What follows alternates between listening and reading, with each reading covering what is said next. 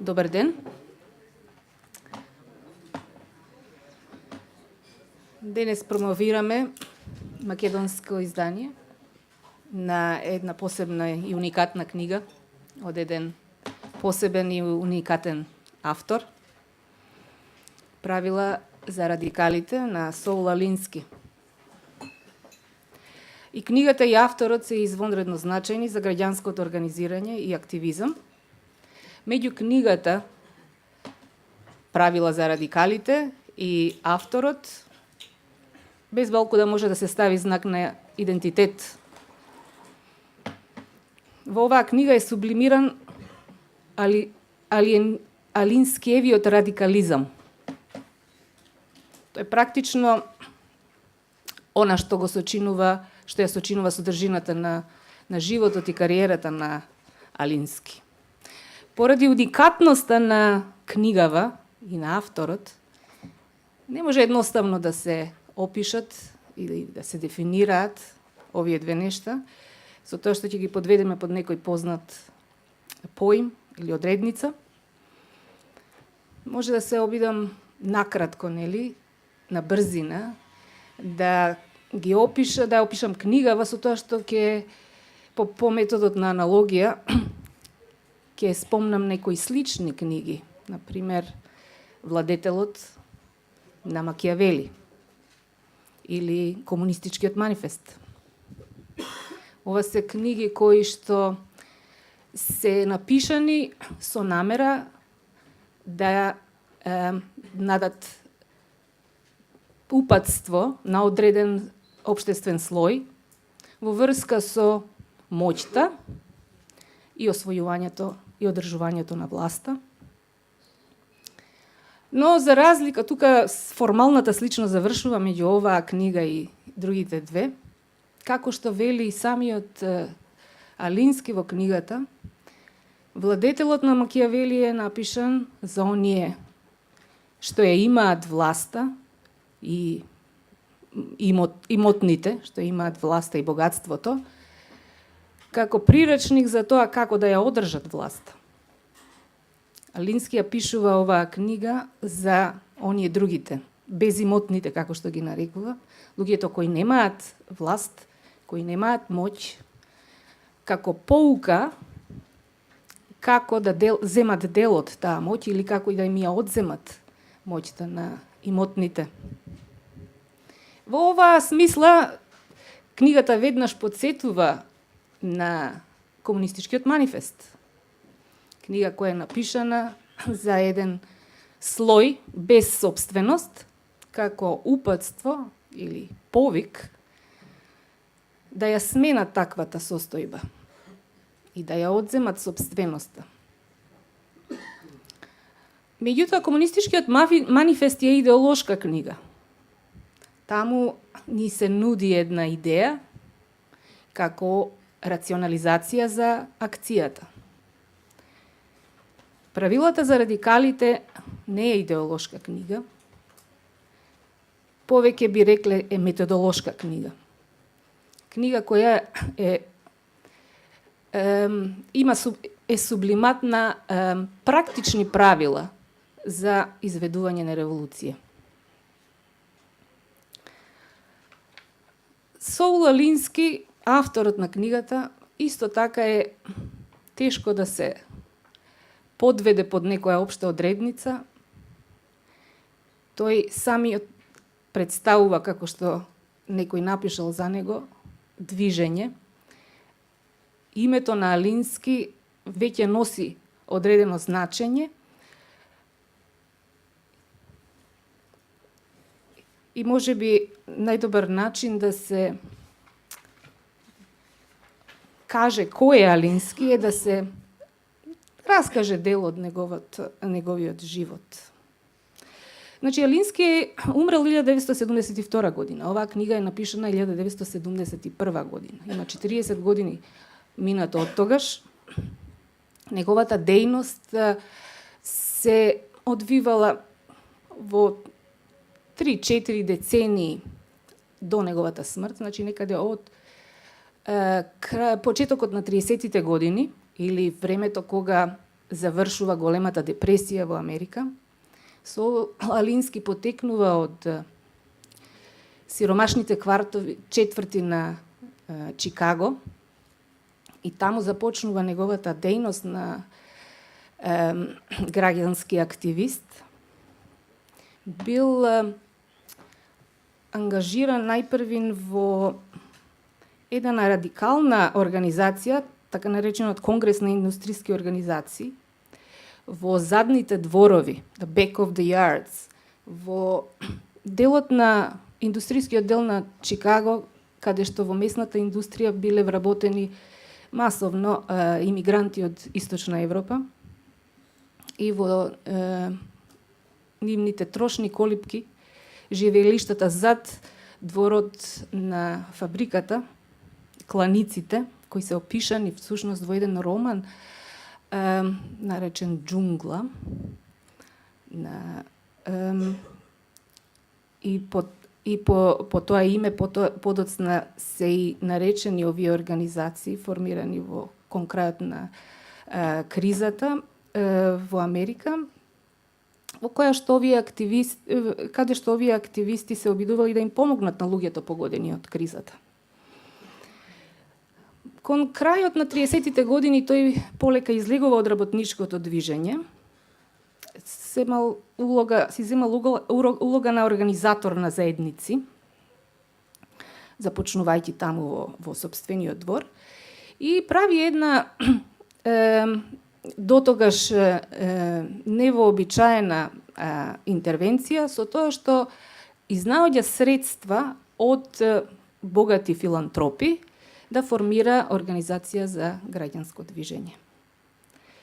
Ја формира својата фондација на индустријските области, која станува и ќе остане до крајот на животот негова основна примарна база на дејствување, од каде што почнува да дејствува, значи од Чикаго, преку таа фондација, да отвара такви филиали низ другите делови на Америка и постепено во наредните 10 години станува, како велат, страф и трепет за високите кругови во Америка, од едниот до другиот брег. Отворил, денес уште постои оваа фондација и е поголема од она што било во времето кога умрел Алински. Велат дека имаат околу 50 организации низ цела Америка и во неколку земји надвор од Америка, од САД. И во оваа фондација дејноста постепено почнала да се менува, значи од ваква асоциација за помагање на сиромашните. Едно време во 50-тите години Алински решава да започне активност и во црнечките гета. Интересно е дека како се расчуло, нели, дека тој сега работи и ги организира и гетоата, црнечките гетоа, особено организирани преку црквите. Добил покана од ова се случува, нели, на источниот брег, Чикаго, па и во Бруклин.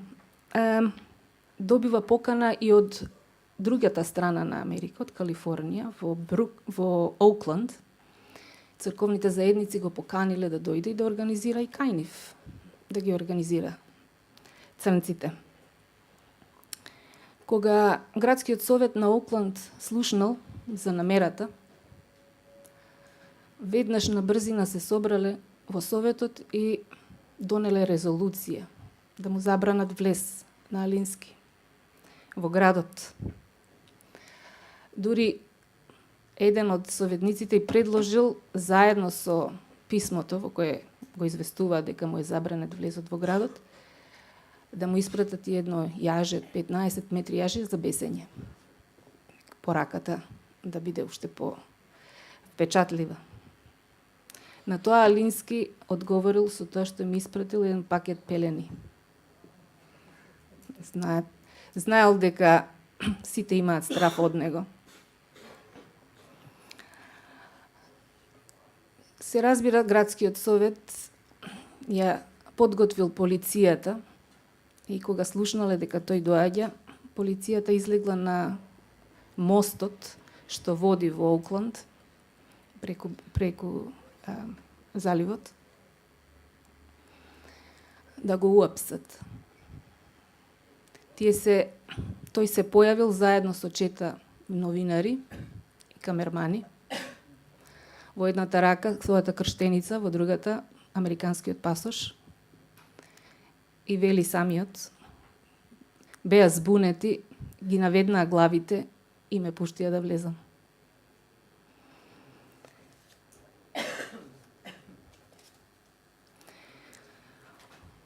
Веднаш набргу после оваа активност со црнечките гета, тој решава да премине на друг вид активност. Сватил дека ваквиот граѓански активизам очајнички има потреба од луѓе што ќе ги организираат, кои ќе бидат обучени. Се обидел своето искуство, сознанието за ефикасноста на методите што ги користел, да им ги пренесе на другите луѓе, кои би сакале да се занимаваат со истата работа, и формира во рамките на фондацијата на индустриските области школа за организатори. Или како тој ја нарекувал, школа за професионални радикали. И оваа школа е формирана со грант од индустриски магнати. И целта на оваа школа било да произведе по 25 квалификувани организатори годишно. И гордо изјавил на отварањето на школата: сега, ако хаосот што досега го направивме, го постигнавме само со 5-6 мина професионални организатори, можете да замислите како ќе се движат работите од сега натаму. И така било. Судејќи според неговиот успех како радикален организатор, измерен со степенот на противење и гнев што го предизвикувал помеѓу чуварите на статус квото, Алински бил неверојатно успешен во тоа. Едно црковно гласило има објавено дека не може да се биде следбеник истовремено и на Исус Христос и на Саул Алински. Еден друг неделник отишол уште потаму со таквата чудна логика, па го обвиниле Алински дека има врска со комунистичките фронтови и идеи. Ова се, почетокот на 60-тите години, времето на студената војна. Тоа би малте на тема, нели?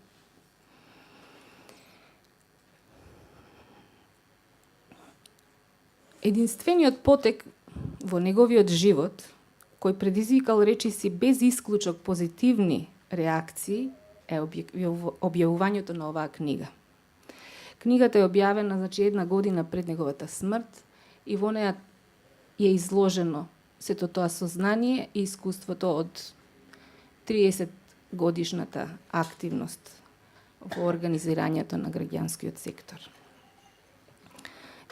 Книгата добила блескави реакции и рецензии практично во сите весници и магазини во земјата. За да им покаже на соработниците како тој ги доживува таквите фалби, на кои не бил навикнат, нели? Алински ги собрал и им рекол: не грижете се, дечки, ќе ја пребродиме бурава на одобрување и повторно ќе не мразат како и порано. За утеха на Алински имало и некои гласила со непријателски реакции. Например, Чикаго, неговиот град, The Chicago Tribune, ја пречекал книгата Правила на радикалите со уводникот под наслов Алински повторно таков како што си го знаеме. И во заклучокот се вели: може би нему му е забавно да ги трие отворените рани на незадоволството, но ние во тоа не можеме да видиме никаков придонес за општото добро.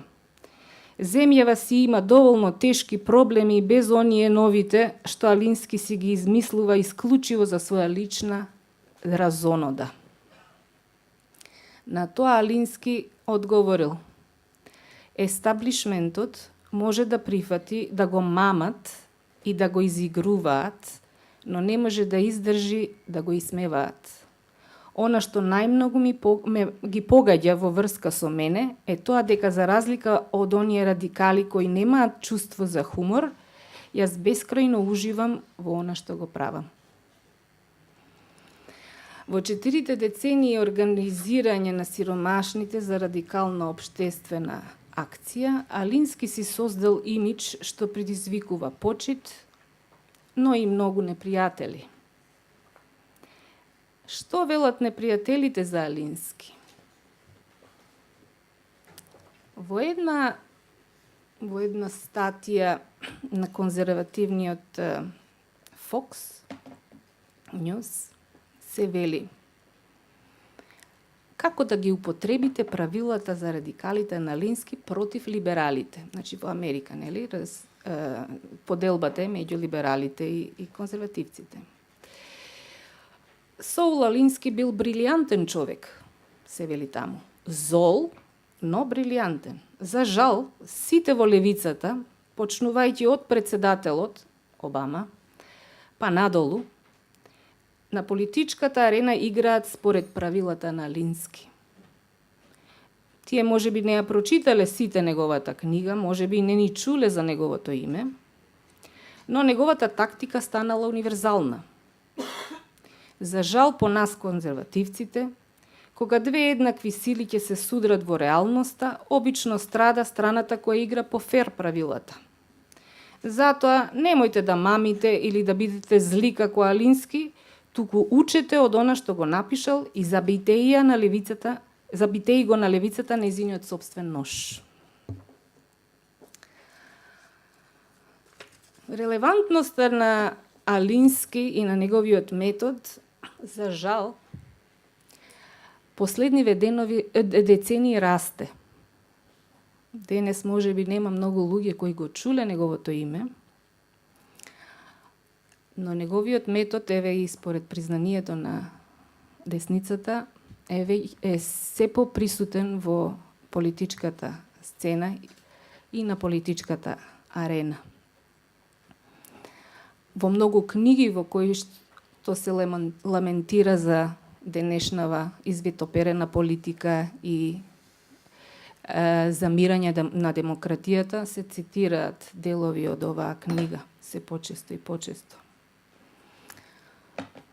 Би било интересно сега да малку да продискутираме или да чуеме што мисли Артан за релевантноста на методот на Алински, на така наречениот Алинскиев радикализам во политиката, во светот општо, како и во сферата на граѓанскиот активизам.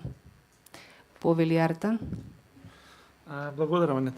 Јас книга ја прочитав ептен на брзина последниве денови. Оно што ми беше на почеток многу важно е дека книгата игра на некој начин двострука улога. Утвари од една страна нуди на некој начин патока за луѓето кои сакаат да се ангажираат на било кој начин општествено, политички, за да издействуваат некое сиомасовување на некое движење кое би барало одредена промена.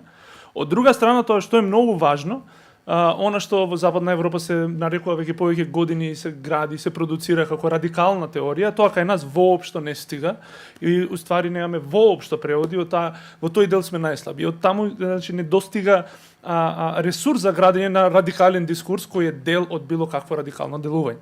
Значи, од таму книгата, самото објавување на македонски јазик служи двоструко, значи служи као за инспирација, мотивација, учење од претходни искуства. Книгата изобилува со факти, приказни, историски моменти од револуцијата во Русија, Ленин, личните околности, личните писања на Ленин до движењето за граѓански права во Америка, значи движењето против војната во Виетнам. Сето тоа прави книгата еден интересен мозаик на различни искуства во различни контексти. пред да појдам во она што клучно мислам сакам да го кажам, би одговорил директно на прашањето што мислам за Алинскиевиот метод. Мислам на некој начин, ако го читаме Алински, цело време имаме чувство дека имаме процес на себе побивање и на некоја си еретичност во тоа што го збори, и мислам дека тоа е најефикасниот метод кој не припишува себе си догма на некаков метод, на некаква методологија. Она што е радикално за Алински во неговата радикалност е тоа што тој не препишува јасна патека и особено во целата книга тој се залага за антидогматски пристап кон било каква промена. Дури во еден момент дори запишав, Алински за себе си вика дека тој секогаш имал некаква нејасна визија за подобриот свет. Таквата метода која е еретична сама по себе ни укажува на фактот дека секогаш треба да се избегнат таквите позиции кои се според Алински радикални во реториката, но не се практично и прагматично радикални, стварта за која тој се залага.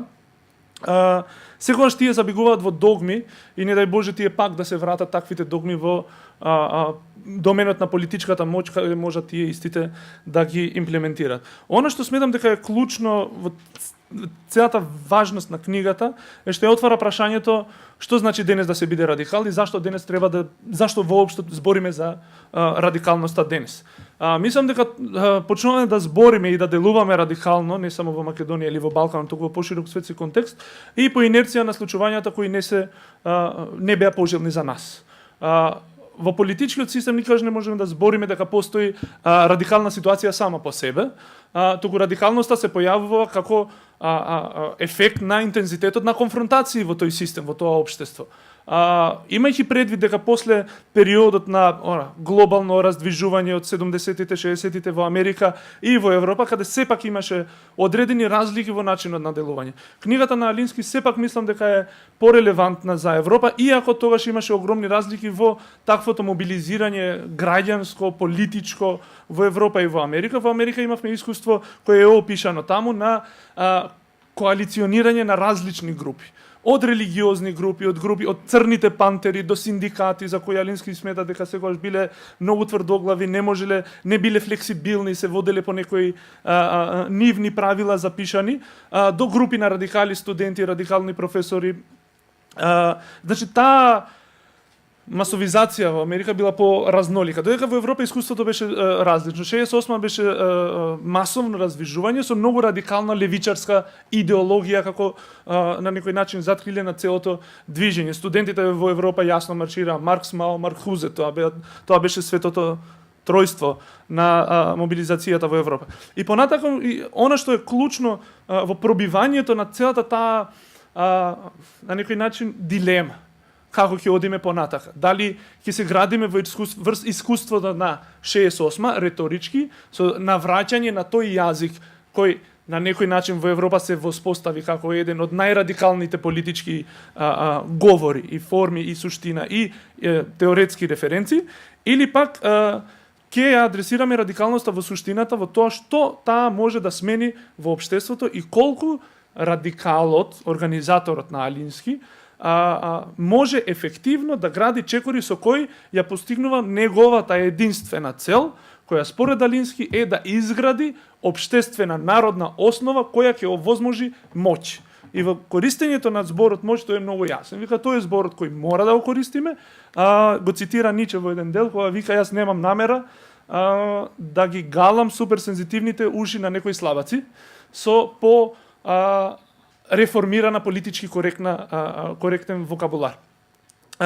Зашто се јавува потребата на таквиот радикализам? Тоа е пак после тој период на 70-ти, више 70-ти е крај на таквото масовно раздвижување низ Европа и во Соединетите Американски држави, настапува период на доста стабилизација. Стабилизација во која на некој начин левите политички партии се движеа кон центарот, свртеа кон неолибералната економија и имавме на некој начин колабирање на левицата и десницата, имавме репродукција на истата диктатура на центарот, се додека не стапи во сила економската криза, која во сегашните рамки станува радикална политичка ситуација, токму поради фактот што од другата страна, од 2011 имавме огромни масовни конфронтации и контестирања, почнувајќи од Америка со Occupy Wall Street, Египет, Индигнадос во Европа и во другите градови, студентското движење во Англија и кај нас 2-3 мали раздвижувања.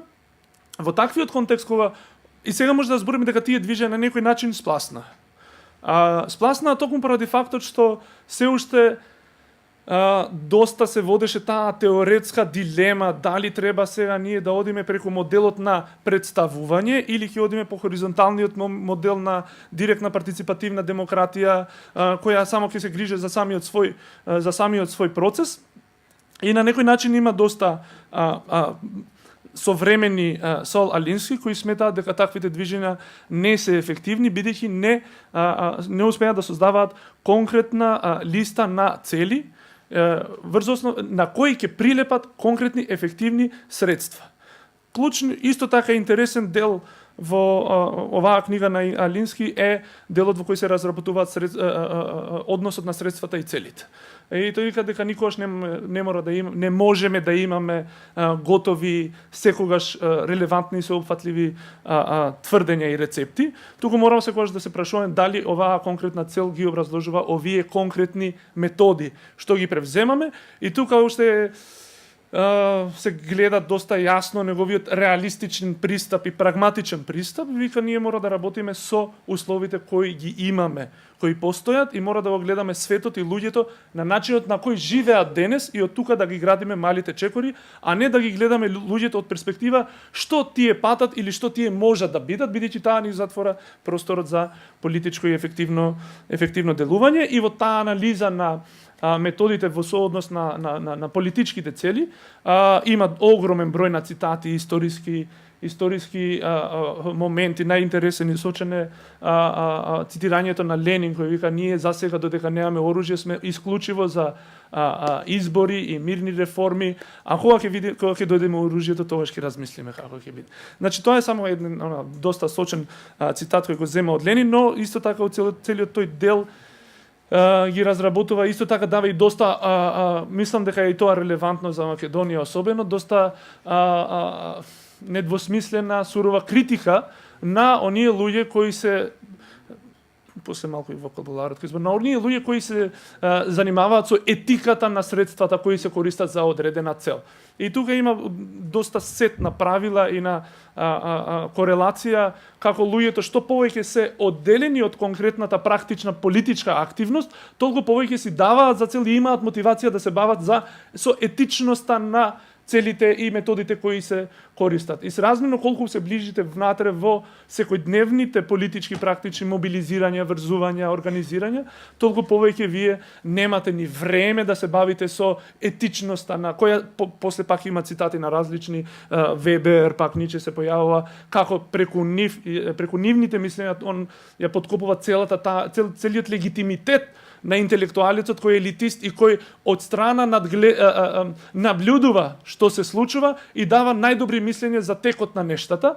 И тука мислам дека цело време Алински е доследен во критика на оној дел на, според него, средната класа кој е неактивен. Кој себе си придава улога на наблюдување, на градење на етичката рамка, на премислување, обмислување на начините на делување.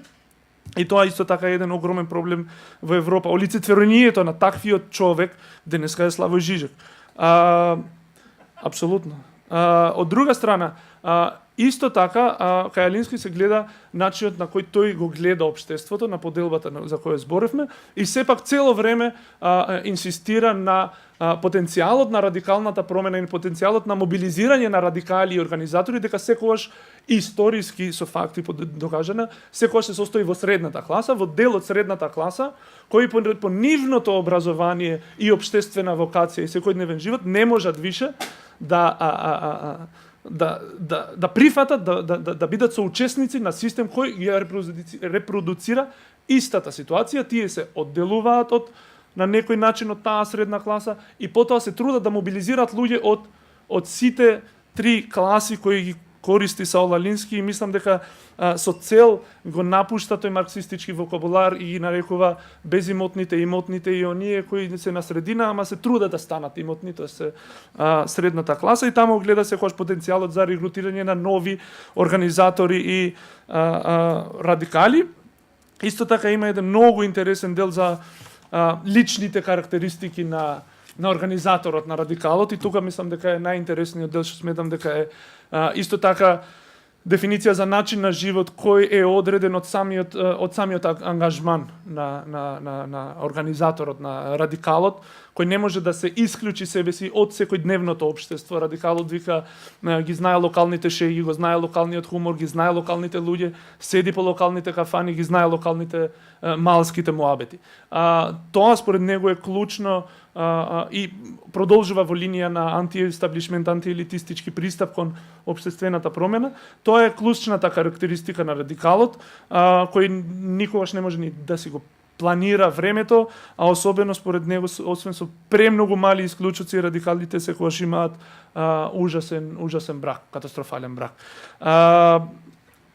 Тоа е еден дел од книгата кој има исто така многу интересни моменти на анализирање како радикалот би требало да си го води неговиот живот, но исто така во ниеден момент на читање на книгата вие не гледате дека таму тенденцијата е поставување на правила кои се непроменливи или се во неговата антидогматска тенденција тој поставува друга пат догма, како треба според него да изгледа не догмата.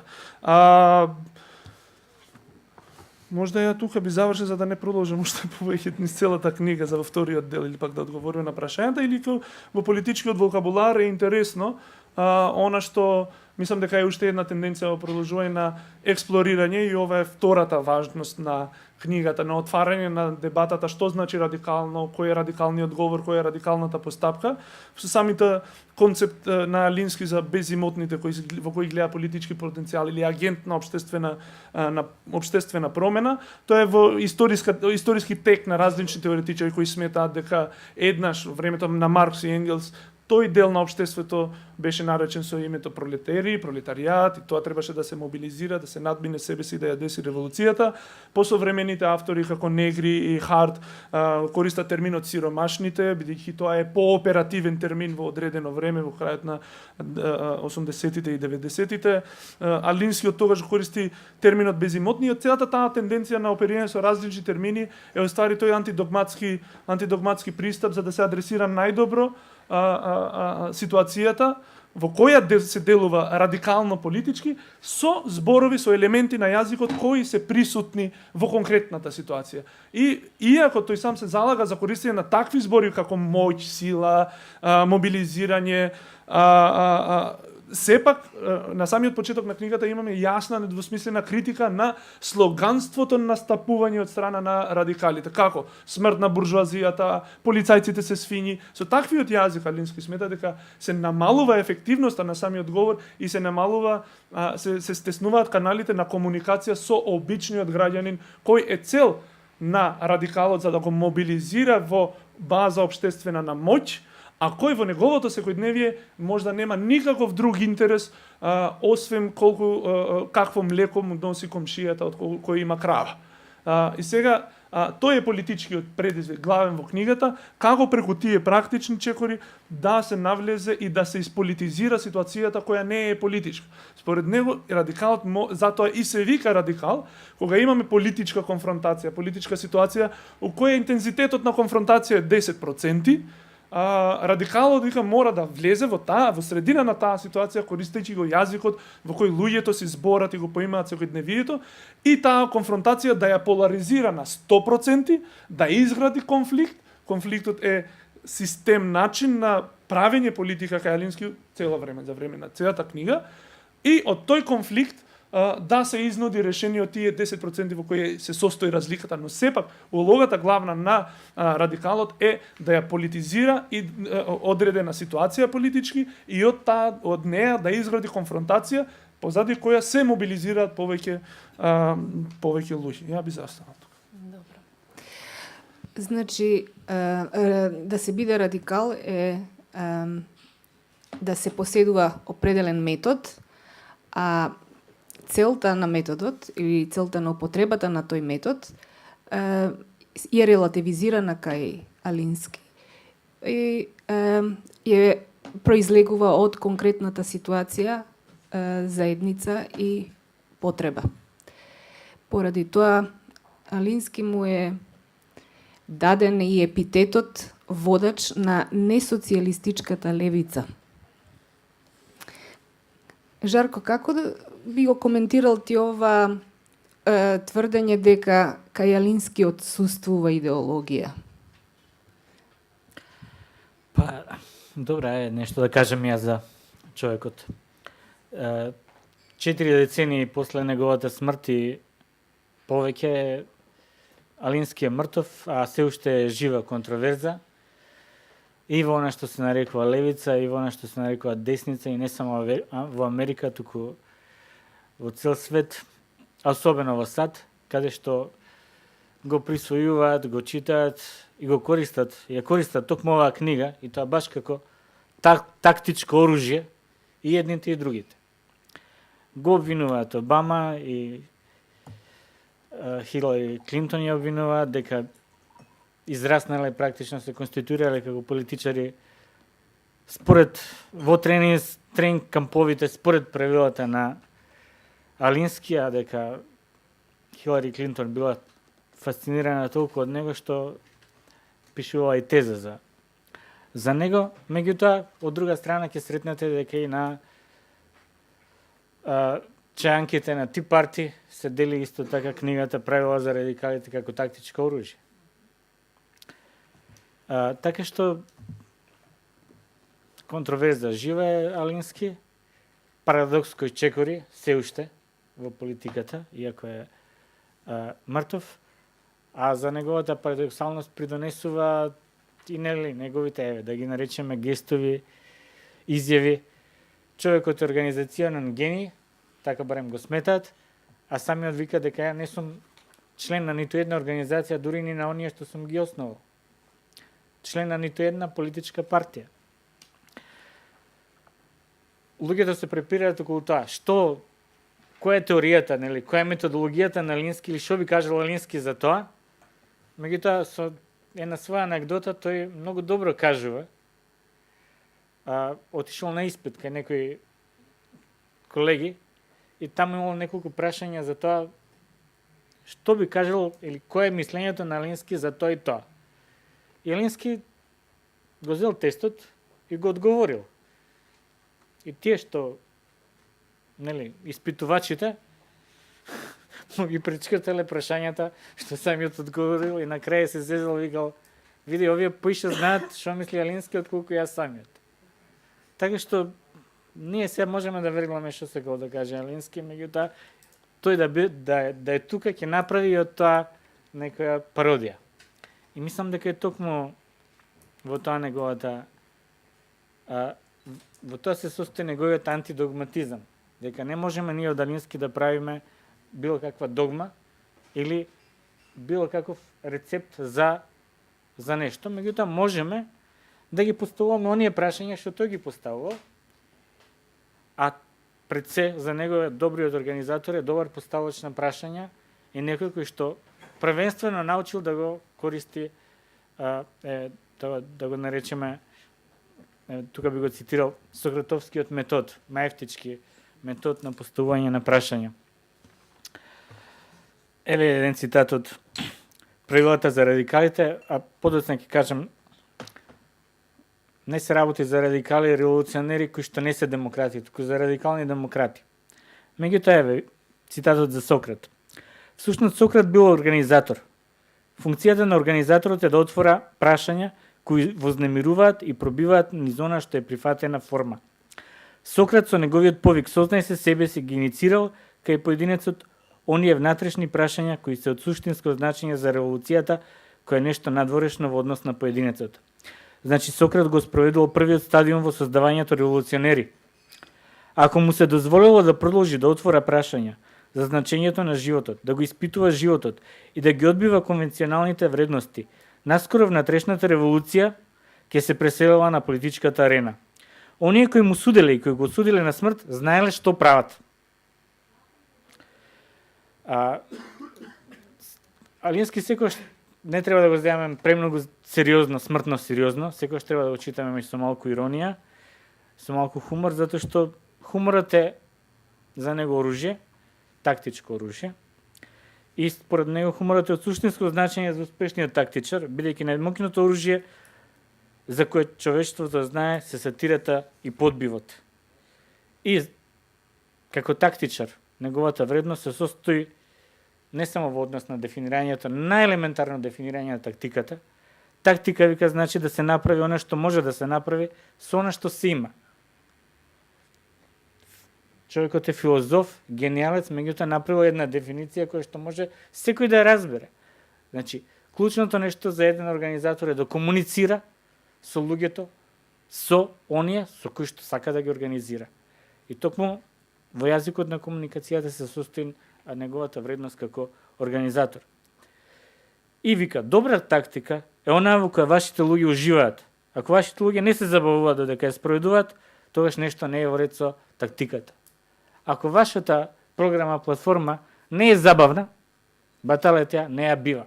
Таа ќе биде само товар. Сега, да се вратиме на клучниот термин, да речеме а тоа е терминот промени. Каде е термин, значи слоганот на Обама е промени. Обама, ако ги видите неговите говори, посебно кон младите, ќе препознаете многу, да речем, парафрази од Алински. И Обама, да речеме, една од клучните парафрази, неопходно да се почне од онаму каде што светот е доколку сакаме да го промениме во она во што мислиме дека треба да биде. Ова значи работење во системот. Значи, Алински работи во рамките на демократијата. Тоа е нашата појдовна точка. Далеко од еден ленинистички пристап, ќе замислиме некој нов систем, така, па ќе правиме промена на системот. Не, почнуваме работење во системот. И тоа работење значи, меѓу другото, прифаќање на определен јазик, на определена терминологија, која што до тогаш, барем во неговото време, се сметала за извалкана, односно давање ново значење на некои, она што ги нарекува dirty words, или извалкани зборови во политиката. Такви зборови се моќта и компромисот. Според мене, два клучни збора на кои што инсистира Алински. Каде е моќта? Значи, и каде е врската меѓу моќта и промената? Промената произлегува од моќта, а моќта доаѓа од организацијата.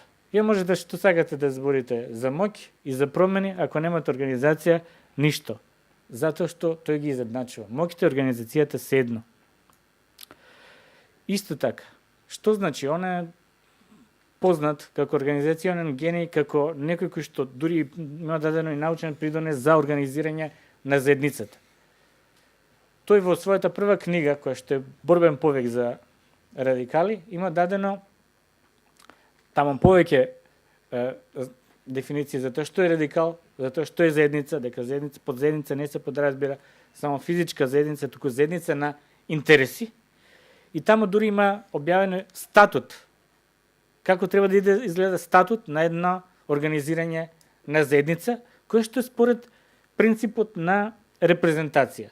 Односно, чинителите во една заедница, значи сите чинители, вклучително и мафијашите во заедницата на Чикаго, а ова е многу битно, затоа што тој се дружил со нив, ги истражувал, има објавено исто за криминалот во Чикаго студија и врската меѓу криминалот и сиромаштијата. Значи, сите фактори во една заедница се собираат и формираат определено тело кое што работи како организација, моќ, која што наметнува, преговара со поредокот и е актор и фактор на промени. Зошто? Зошто преговара? Зошто клучниот момент се преговарање и компромиси? Прво, не можеш да преговараш ако немаш моќ. Никој не може да преговара без моќта да принуди на преговори. Тоа е цитат од Алински. И второ, во однос на што е исходот од преговорите? Исходот на преговорите е компромисот. И тука би го цитирал и во првиот дел тука најверојатно би привршил. Само да го најдам тој делот за компромисот. Компромисот е клучен и убав збор. Ако почнете од ништо, барате 100% и направите компромис за 30%, тога сте напреднале 30%. Прагматизам на дело. Општеството во кое нема компромиси е тоталитаристичко. Ако треба со еден збор да го дефинирам слободното и отворено општество, тогаш тоа ќе биде зборот компромис.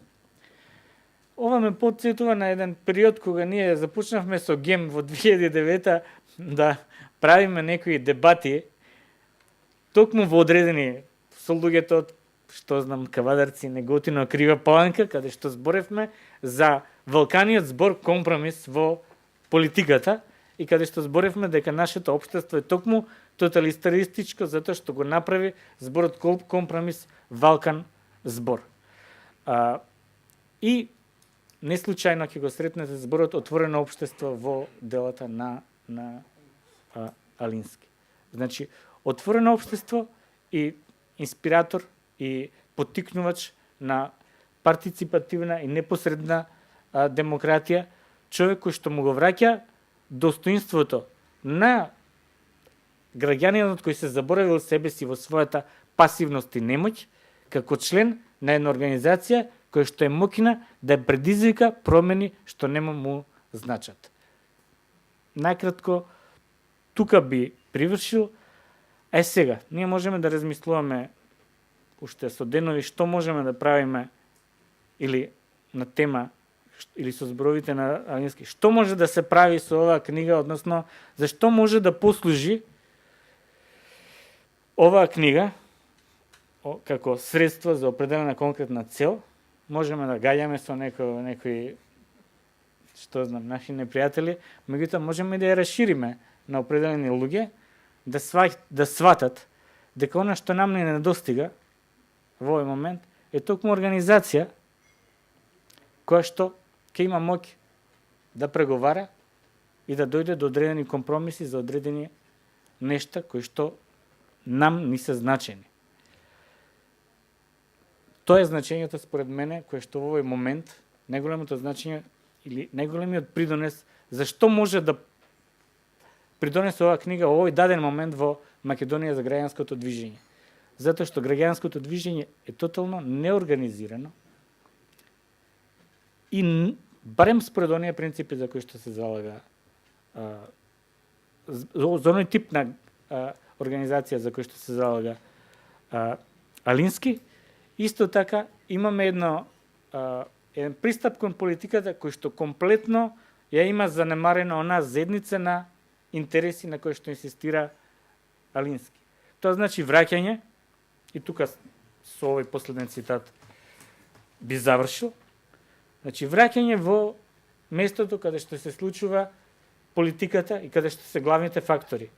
Значи, вика, се враќаш, значи, на сцената во предградието на твојата средна класа, со незините разновидни организации, од училишните здруженија на родители и учители, до Лигата на жените гласачи, групите на потрошувачи, црквите и клубовите. Задачата е да ги пронајдеш лидерите во тие разновидни активности, да ги идентификуваш нивните најголеми проблеми, да ги најдеш подрачјата за кои има општа согласност и да ја побудиш нивната имагинација со тактика која ќе внесе драматика и авантура и ќе ја разбие здодевноста на животот на средната класа. Толку. Благодарам.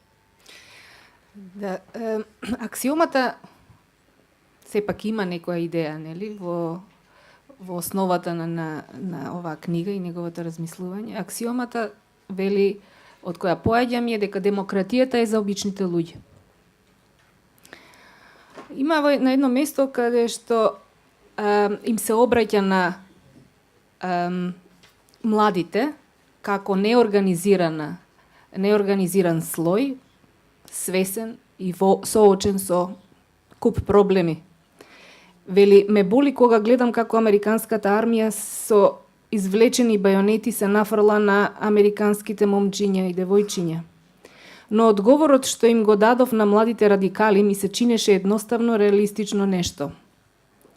Направете една од овие 3 работи.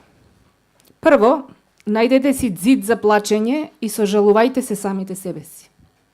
Второ, полудете и почнете да подметнувате бомби, но тоа само ќе ги натера луѓето да се приклонат кон десницата.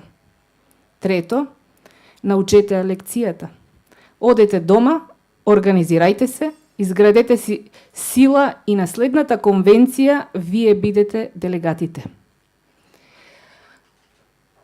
Артан, можеш ли да го сместиш Алински неговиот метод препораките што ни ги дава во оваа книга во македонскиот контекст денес?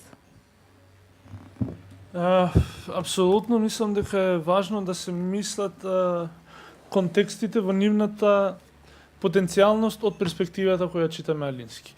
Она што не е само во Македонија, мора сепак да бидеме свесни дека книгата е пишана во 1971.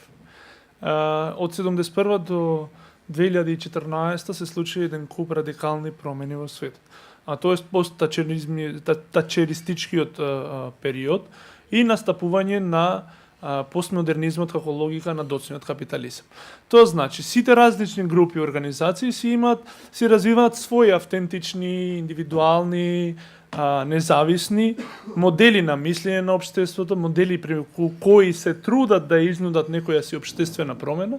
И со тоа се случува една огромна дисперзија на различни партикулирани, дисперзирани помали групи, кои од една страна може да изгледат како општествен потенцијал за некоја си радикална промена, ако ти добро успееш да ги мобилизираш, поврзеш и така натаму.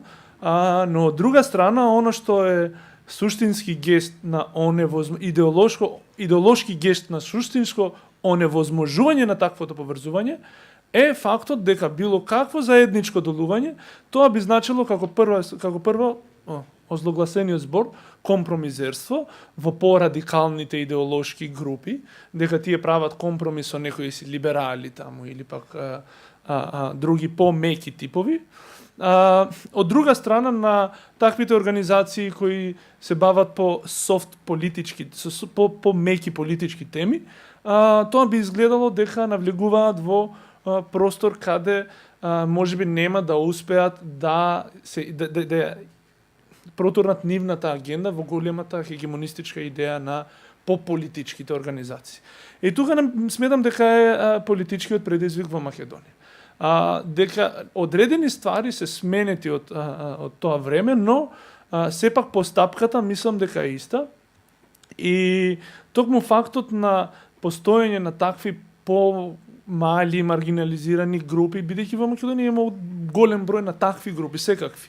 Спортски организации, ловечки и риболовечки организации, зелени, значи има огромен број дисперзирани организации кои политичкиот предизвик е да се стават во некоја си заедничка рамка, бидејќи цело време кога збориме за Алински, тој збори за организација. Невозможно е да се мисли дека може да се мобилизира една организација која ќе направи таква општествена моќ, која ќе издействува со таа моќ преговори за промена. Не збориме за една организација, тоа пак би било запаѓање во некои си тоталитарни начини на делување, туку сега предизвикот е како да се поврзат различни групи на организации и делови и тука на некој начин немаме кај Алински доста разработување на тој проблем. Имаме разработување на начинот на како да придеме кон обичните граѓани во нивните организации на секојдневието. Во овој случај збориме за организации кои се до некаде професионализирани во некоја форма на граѓански активизам за промена и тоа мислам, пак ќе кажам, тоа е политичкиот предизвик за да се на некој начин вмрежи и стави поширока рамка на таквите општествени делувачи во Македонија, кои сега за сега се единствениот политички потенцијал за било каква промена во Македонија, имајќи предвид дека во политичкиот спектрум е веќе исцедена било каква возможност и содржина за некоја си помала промена суштинска, пред се, како што објаснив, во економски термини, кои во последните години во Македонија настануваат едни од главните општествени проблеми и форми на општествена деградација преку продолжувањето на економската криза, за која немаме никаков суштински одговор, политички наспротивставување од никоја политичка партија во Македонија. Тоа значи дека сега ние све што имаме во располагање е оној граѓански сектор, граѓанско општество, во кое нажалост се сретнуваме со различни форми на интереси, лични интереси, кои чак и кај Маркс не се, и тоа е другиот озлогласен концепт, личниот интерес се третира како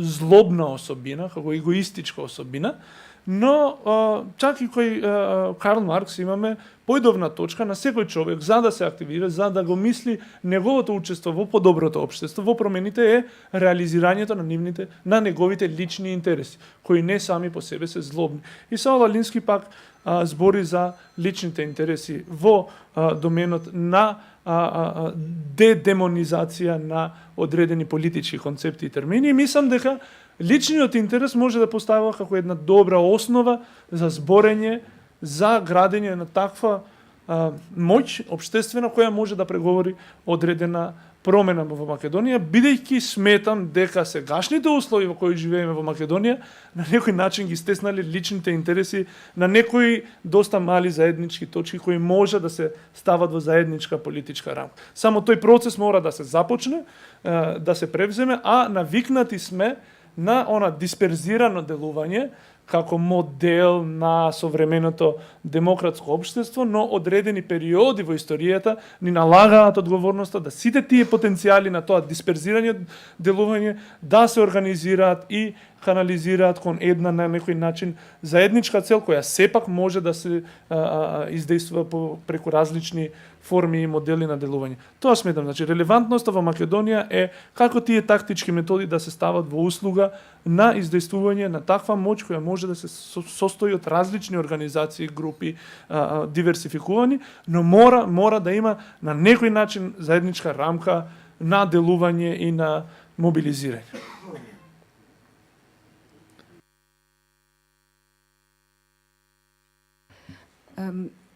Во врска со прашањето на одговорноста кај во делот за целите и средствата и целите, децидно вели најниската точка на неморалноста е неупотребата на ниедно средство.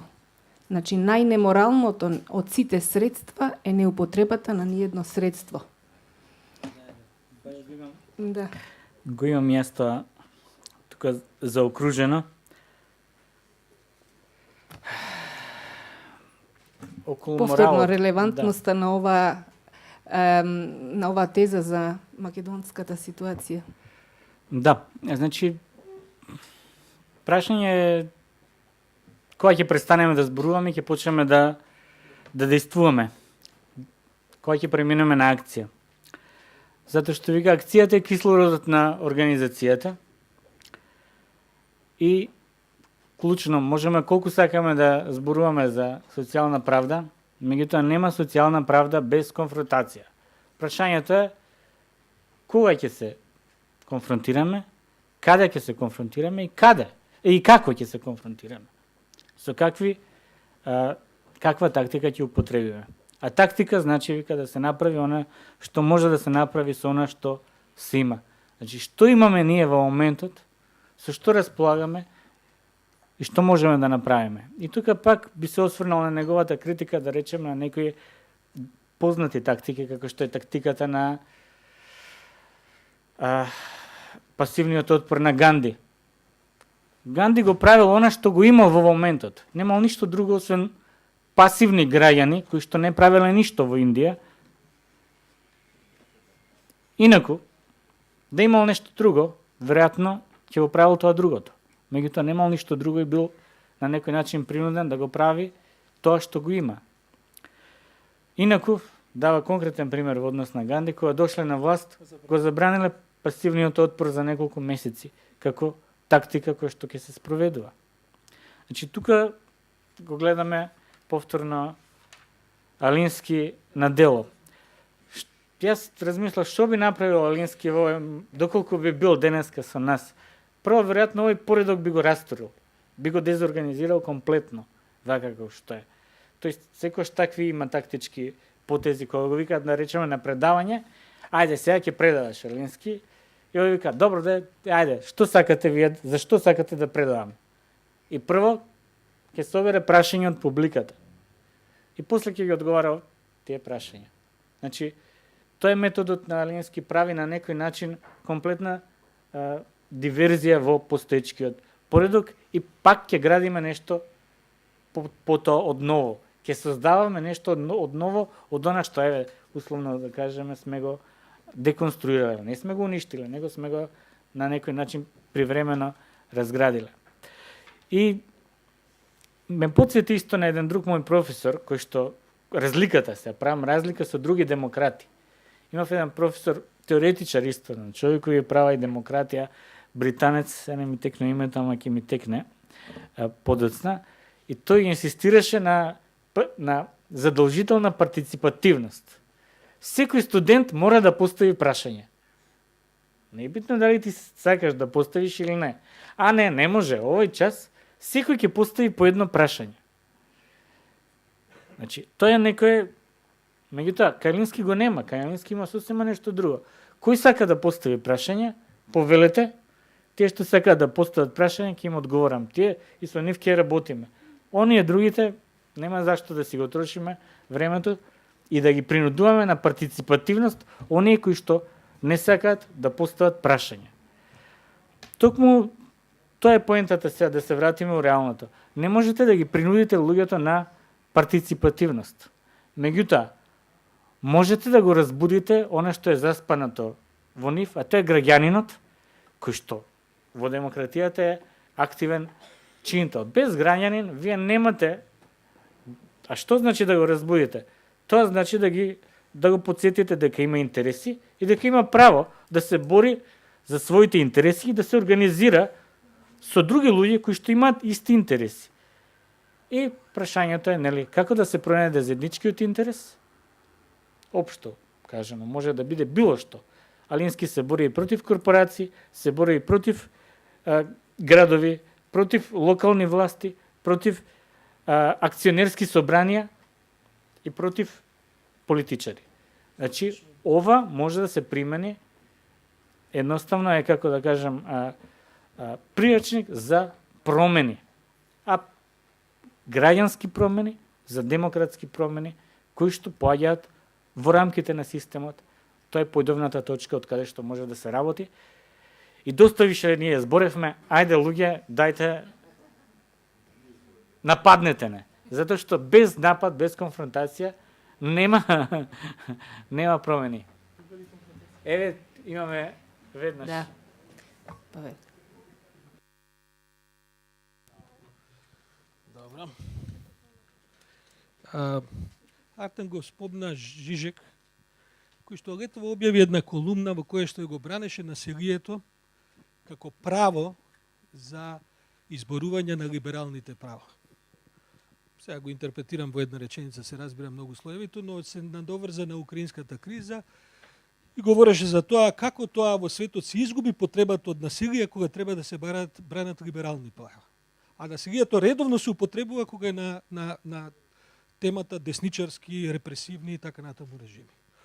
Значи, јас разбирам и не само од оваа книга, од Джин Шарп наваму и Алински и сите они велат дека насилието во принцип одговара на власта, бидејќи барем во првиот момент конституира страв меѓу неактивното население и така натаму. Меѓутоа, мене ме интересира вашиот однос и односот на Алински кон употребата на насилието.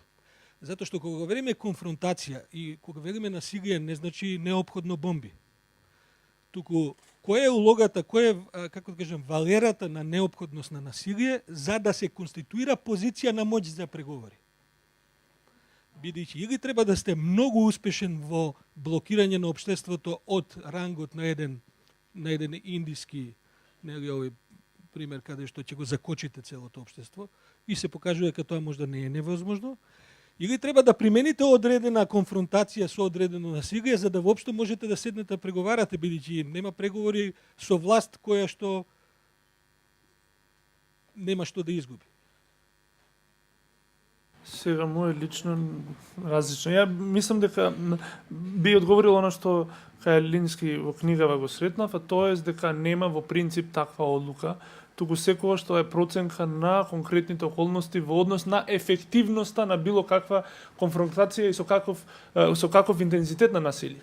Туку има примери кога вика некогаш можда потребно е, ако околностите така се процениле, да се издействува насилен судир, о кој одреден дел на оние од нашата страна би страдале, дури би отишле во затвор, за да бидат препознаени од пошироките маси како искрени луѓе кои чак би отишле во затвор и би настрадале за интересите за кои заеднички се залагаме. Тука од него мислам дека нема никаков таков во принцип став дали со насилство или не. И мислам дека тоа е исто така и на она што се случуваше во последните раздвижувања за Европа и Америка кои ги спомнав и во Африка, гледаме дека немаше некој образец. Во Африка имаше насилство во делот на Магреб, имаше доста насилство. Во Америка од време на време. Но клучно е што не преовладува на некој начин истите две догми се кои на некој начин ги затвараат возможностите на ефективност. Имаме класичниот либерален пристап дека никаква форма на насилство не доаѓа во прашање. Апсолутна демилитаризација, чак и кога имаме работа со фашисти од друга страна, кои првата цел им е насилство. Во Грција е таквиот случај. Више во Грција кого и да прашаш, особено во северните делови на Грција, каде фашистите имаат своји паради со автомобили и мотори за да ловат имигранти и левичари, таму да се бидеш, и тоа Жиже го вика, во таквијата ситуација, да се бидеш против насилството, значи да градиш риторика за твојата неспособност и за твојата слабост.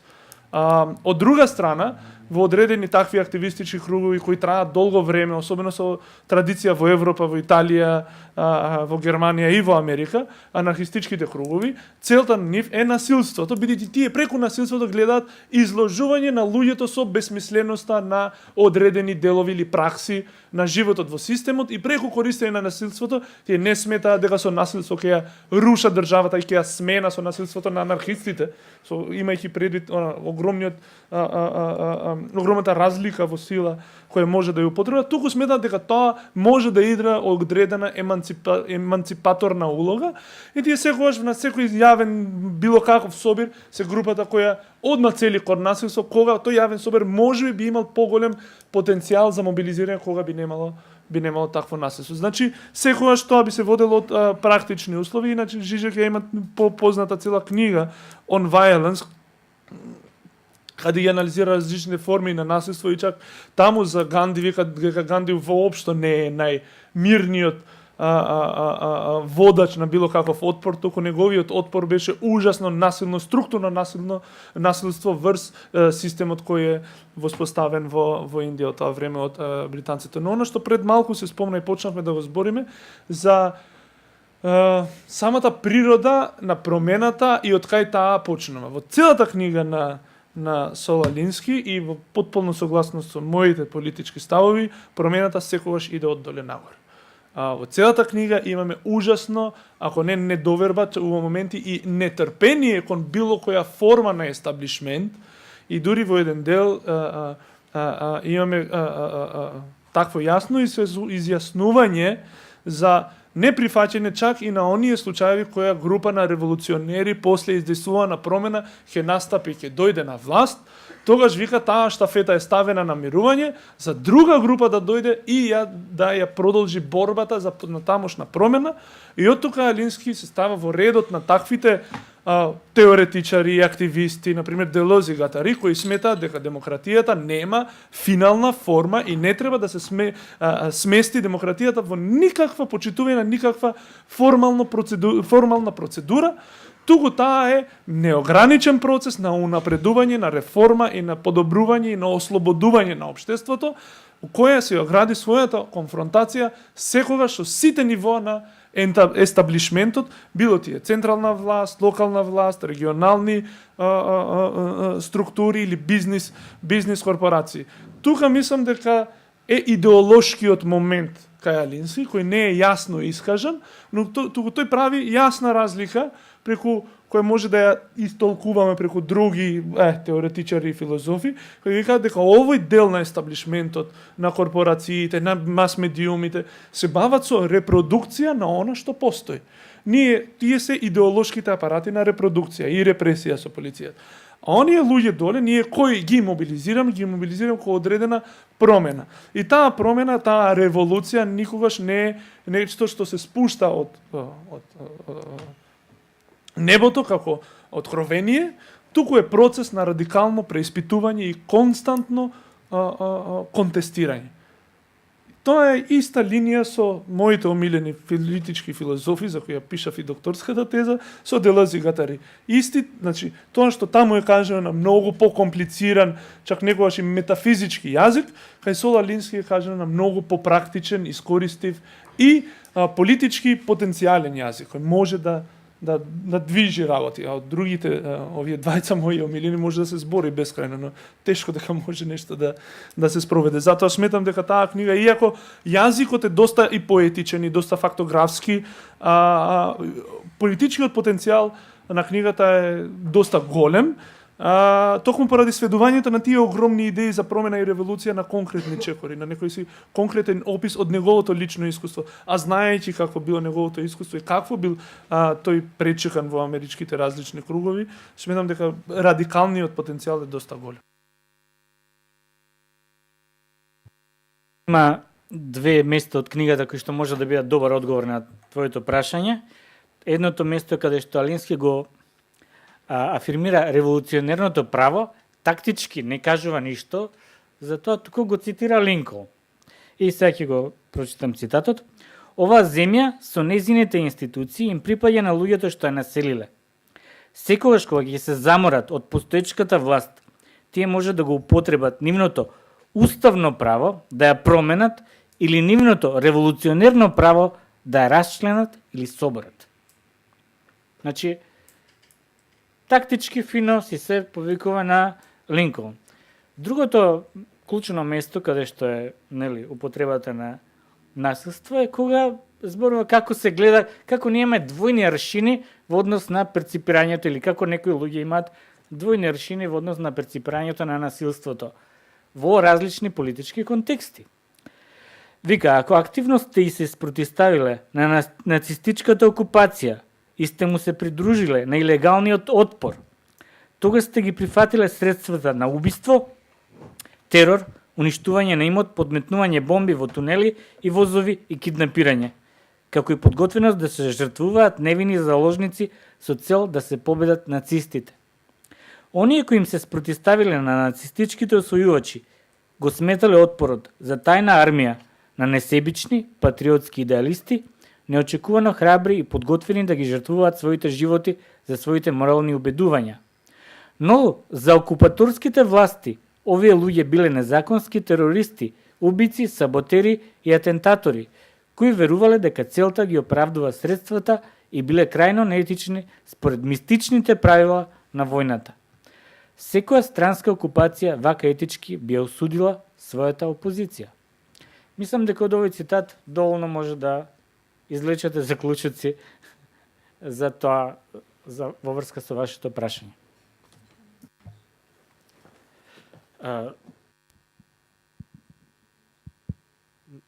Добро, јас со прашањава ќе се надоврзам точно на ова последново што го спомна Жарко. И се однесува моето прашање на целите. Видов дека има цело поглавје за целите во книгата, ја немам прочитано, инспириран сум и планирам веднаш да ја прочитам. Но за да ми се разјаснат нештата, ме интересира како вие сте го доживеале тој дел. Дали Алински зборува за, пошто Артан спомна дека имал нејасна визија за подобриот свет. Дали тоа значи дека имал и не до крај дефинирани цели? И ако воопшто се не зборувам само за него лично, туку за еден организатор. Што мисли Алински за целите на организаторите во политички контекст? Дали целта според него треба да биде рушење на она што е погрешно или туркање на власта, Дали целта треба да оди подлабоко во дефинирање на кој е оној што треба да ја земе следната власт, или можеби уште подалеку и можеби малце егоистично, целта треба да биде ние да ја земеме власта. Ние, кога викам ние, сметам на организаторот, на јас организаторот. Тоа во делот на целите. Во делот на тактиките подоцна, дали Алински прави јасна дистинкција помеѓу организација и конфронтација, односно дали препорачува прво градење на организација, а потоа со изградена организација конфронтација, или тие два процеси предлага да одат паралелно. И во делот на градење на организација, се веќе трето прашање, дали спомнува систем на дупликација.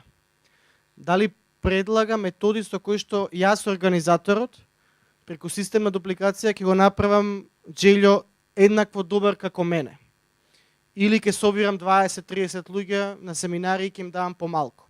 Или и двете. Значи три прашања. Прво околу целите, второ околу организација версус конфронтација и трето околу градењето на организација, односно дали се појавува системот на дупликација како возможна алатка. Однос на целите, мислам дека беше и кажано дека нема табуларна цели кои треба да се направат да се руси власта за голема револуција, туку основно и поедовно секогаш е да се смени статус квото, кој според него секогаш е ситуација која е застаната, затворена, и тоа се прави како прво вика со секое било какво мобилизирање, раздвижување, кое пак таквото раздвижување секогаш издействува некое триење.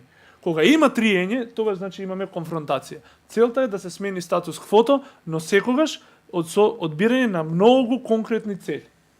Многу конкретни цели и адаптирање на тоа многу конкретни механизми. Така да нема цел да ја рушиме власта и да постанеме власт, како што реков, цело време проявува тој таа антиестаблишментска тенденција, но според Алински секогаш најужасната форма на постоење на едно општество е постоење во статус кво во кое нема триење, нема конфронтација.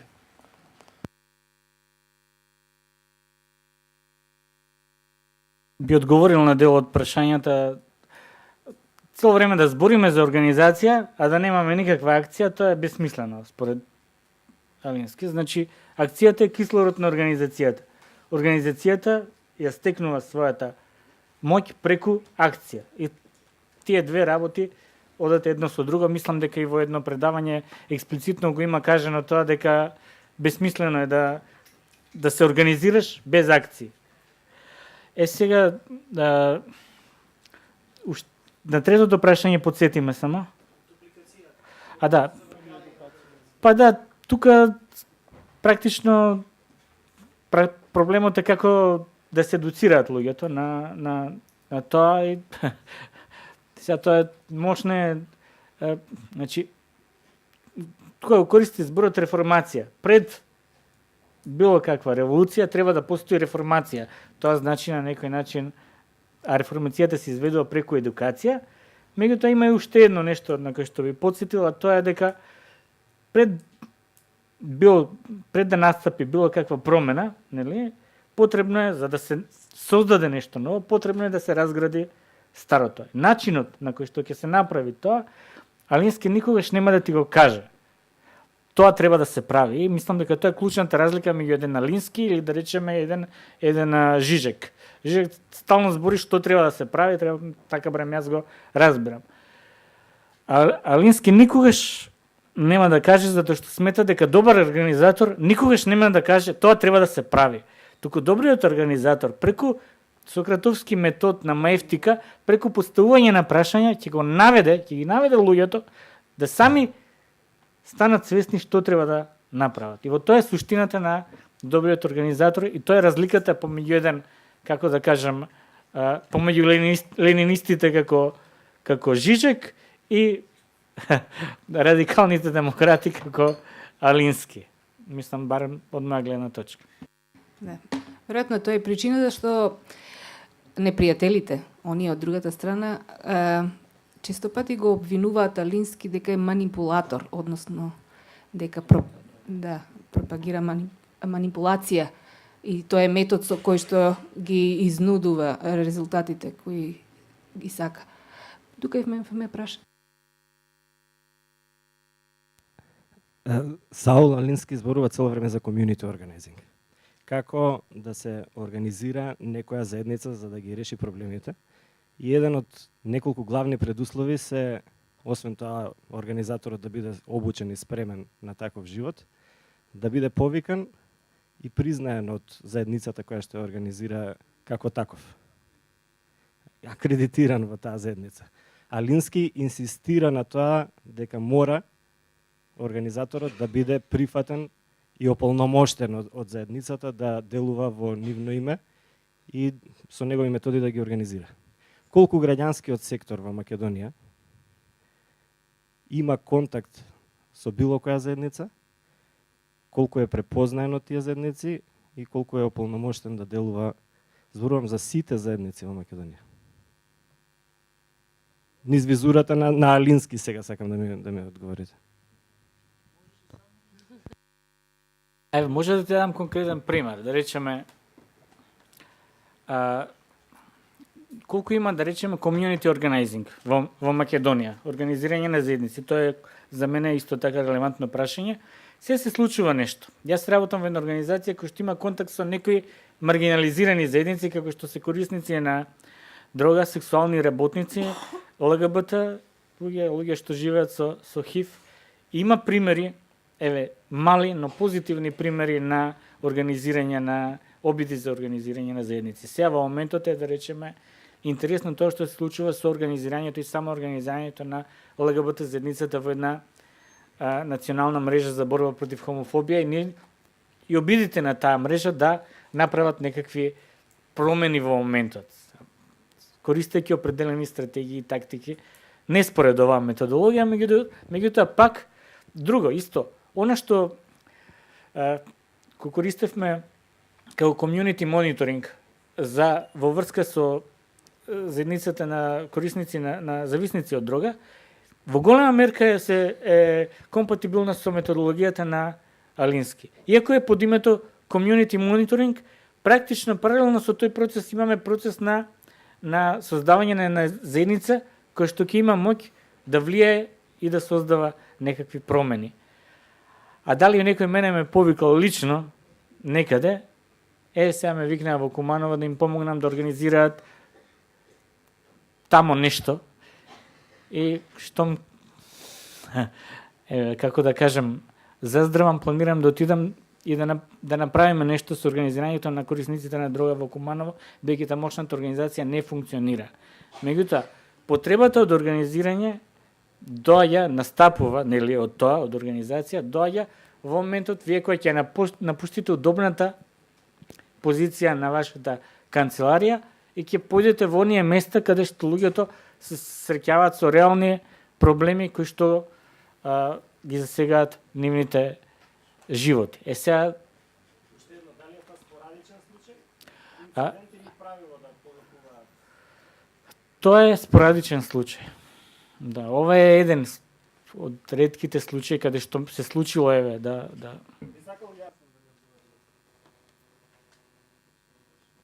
Па мислам дека тоа е доста сосема јасно во начинот на самото градење на невладините организации во Македонија имаше тенденција на постановување на такви затворени во себе, проект ориентирани пишување извештаи, специализирани центри на писување на извештаи и пишување многу добри проекти.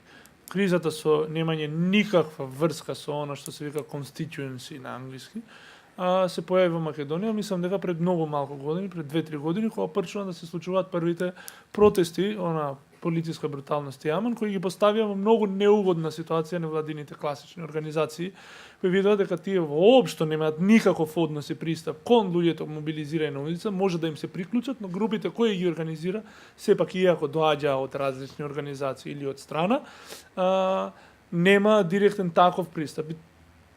Таа промена на контекстот, мислам дека ги натера повеќе организации сепак да пробаат да бидат повидливи во јавноста, т.е. да излезат од канцелариите, да организираат мини протести против абортусот, против огнетување на слободата, медиумски слободи, но тоа сепак е начин на неумешно мобилизирање, преку повик, преку ставање плакати, постер, но немаме никакво градење на однос со одредени заедници секојдневно, информирање нивно, превземање на нивните потреби, ставање во твојата програма и застапување, и не само такво застапување како тие имаат некоја потреба, јас сум специјалист кој им помага, туку заедничко, взаемно разбирање на тоа со што се соочуваме и заедничко градење на некоја си стратегија заедничка за делување. Тоа фали. Мислам дека тоа е исто најголемиот граѓанско политички предизвик сега за целиот граѓански сектор во Македонија. Или потполно ќе ја изгуби целиот кредибилитет, апсолутно, и на тие граѓани ќе им придат такви организации и движења од радикалната десница во Македонија, или пак граѓанскиот сектор ќе успее нив да ги земе. Ако продолжи да не спроведува комуникацијата која е опишана во оваа книга од Саул Алински, тогаш тие луѓе ќе бидат на тие луѓе ќе им пристапат некои други организации кои пак секогаш таквите класи, особено на оние кои се безимотни, ќе ги мобилизираат против нас.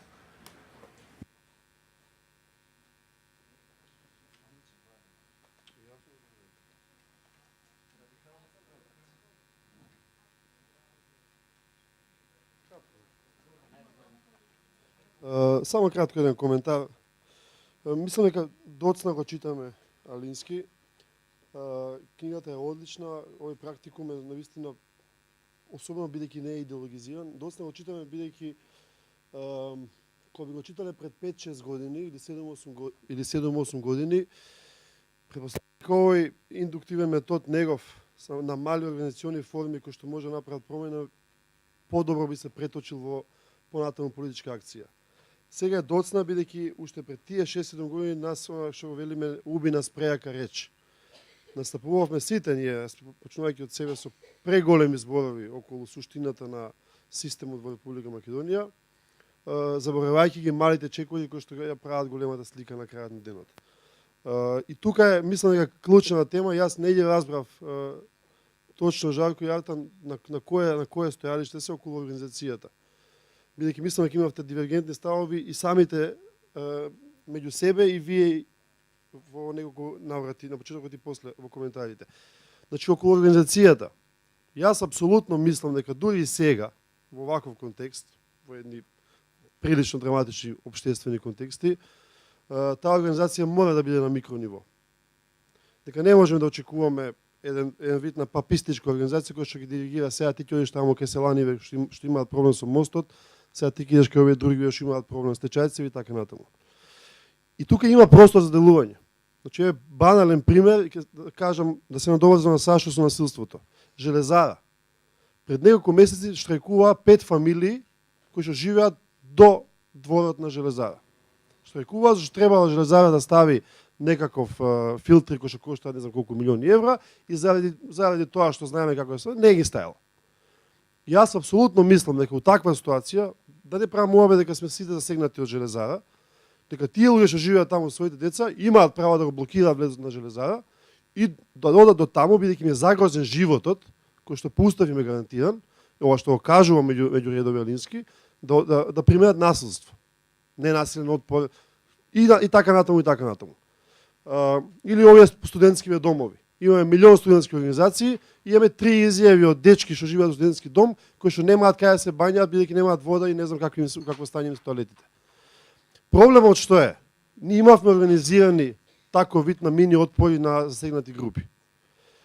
Но чувството на импунити што го има во општеството, дека џабе протестираш ти, што сакаш напред, само запали се, нема ти помине, го убива отпорот. И сега многу само критичен сум овде, да не ме свати никој погрешно. Бидејќи сум бил дел од тоа на некој начин убиство.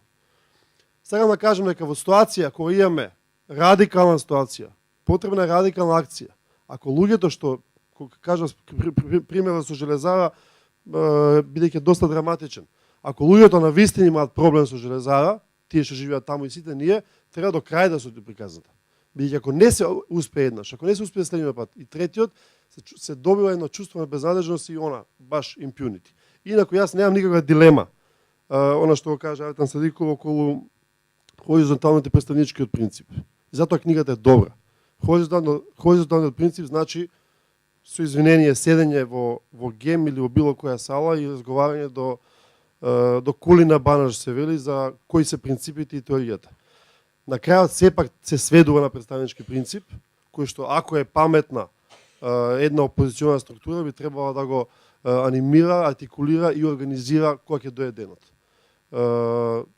Дај Боже таква исходична точка да се случи, но нас сепак маливе чекори кои што би можеле да покажа дека има 5, 10, 15 луѓе кои што до крај ќе одат во една акција, бидејќи се лично засегнати за своите животи, дава добар светл пример за организација на другите. Еден коментар само во врска со дискусија. Не ми е јасно зошто по сето она што го рековте, мислите дека излегувањето на оваа книга е доцна.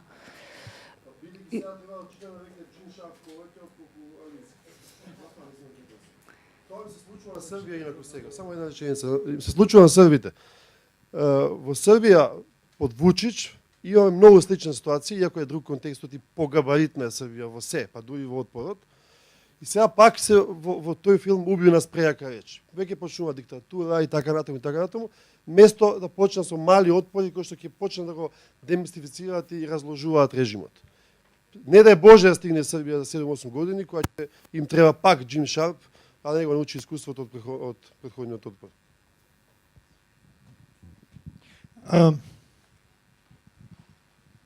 Не знам, со оглед на тоа што ќе морам да заминам на пат, не знам дали ќе имам доволно време да бидам многу јасен. Меѓутоа, ние доцниме во многу работи, Гордане. И од негде мора да почнеме го намалуваме доцнењето. Исто така мислам дека е преака реч која ќе кажеме само ние доцниме, за ова е доцна, за ова е доцна, за ова е доцна. Премногу за ова е доцна сме изговориле во Македонија во последниве 10-15 години. Од негде мора да почнеме. Исто така мислам дека е преака реч прашањето на Васко, кој од Артан и од Жарко бара дециден одговор на едно прашање на кое они не можат само они да одговорат. Тоа прашање демек дали граѓанскиот сектор и потребите и така, дали е делегиран, дали е овластен.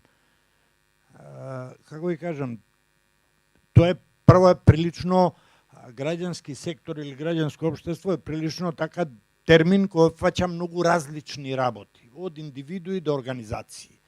И тука нема кој да ви каже да ви даде лична карта. Нема кој да даде лична карта и овластување.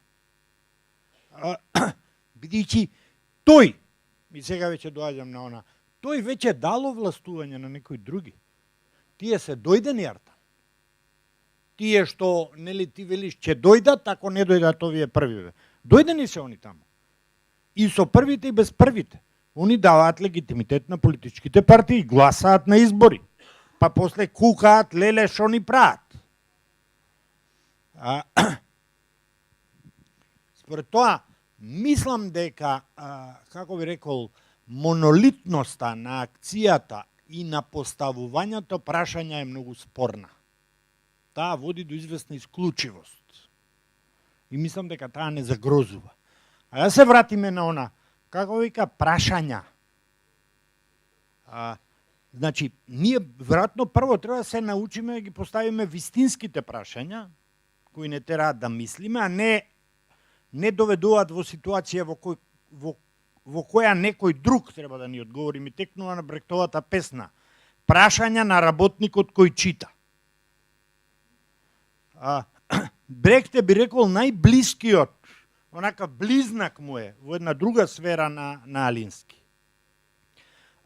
Нам ни фалат, и со тоа сега завршам, уште неколку книги. Шарп го издадовме, Алински го имаме.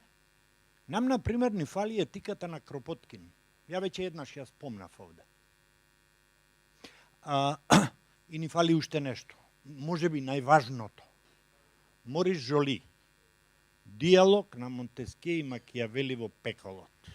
Се вика книгата, која е напишана во времето на диктатурата на Наполеон III во Франција.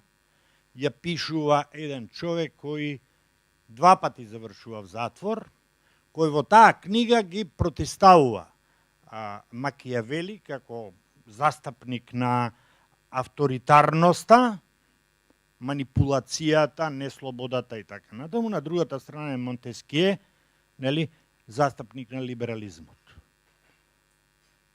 И таму е комплетно, мислам, тоа може онака да биде баш како мала Библија. Книгата е малечка. Знаете што случило со таа книга? Кога говореше Жарко за тоа кој се е, или Анета го користел Алински, и левица, и десница, и овие. Книгата на Морис Жоли е употребена за најужасниот фалсификат направен во историјата. Го прави еден агент на руската охрана, де факто извадени и одново лепени и компонирани делови од она што го кажува Макијавели се содржината на оној прочуен на инструментот на погромашката, на иницирање и оправдување на погромите, кој се вика заговор на сионските мудреци или старци, и се продава во Македонија преведен на македонски. Ние го имаме Жоли го немаме на македонски, ама затоа го имаме фалсификатот, злоупотребата. Затоа ние мора на некој начин да се опремиме со некои алатки. Инаку постојано ќе тапкаме во нешто што би рекол вакуум на безидејност. Значи простор во кој веќе идеја, идејност, идеологија се проскрибирани зборови. Ова е идеален пример е Македонија на она што Фукујама го пишува дека идеологиите се мртви. Идеологиите се мртви, меѓутоа некои од нив се повампирани. И тоа мораме да го кажеме и мораме да ги демаскираме, зашто инаку ние немаме либерализам, имаме неолиберализам. И сите последици на тоа ги гледаме секојдневно. Ја не знам дали е доцна или недоцна. Ама мислам дека не е доцна за оние кои чувствуваат потреба да направат нешто. И тука нема избор. Тука нема што многу да раскажуваме, ние можеме да раскажуваме во друга смисла што е подготовката, ама ние мотивот не можеме да си го раскажеме. Не е тоа ебола па се пренесува. Или имаш потреба или немаш потреба, не чекај да бидеш заразен. Претарав, ама Јас само би се надоврзал. Никогаш не е доцна во животот да ти стане забавно. Тоа би било вака накусо кажано, затоа што промената никогаш не е доцна за промена и начинот да изведеш таа промена на забавен начин. Жарко. Би сакал да прашам околу организаторите, нели спомнавте дека кога е отворил школата рекол ако до сега 6 организатори сме правеле волкава врева, сега можете да замислите 24 организатори. Дали негде во книгата се зборува за штетите или контраефектите кои би ги предизвикале организаторите кои не се способни тоа да го прават?